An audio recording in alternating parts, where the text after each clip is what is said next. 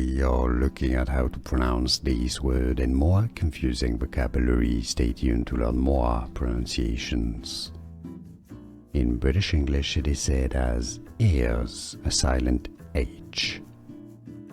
In American English, it's rather pronounced as ears.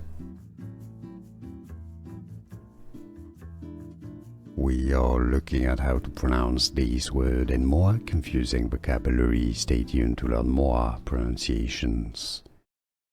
In British English, it is said as ears, a silent H. In American English, it's rather pronounced as ears. Here are more videos on how to pronounce more confusing words and names too many mispronounced. Like this video if you found it useful. I appreciate your support. I'll see you soon and thanks for watching.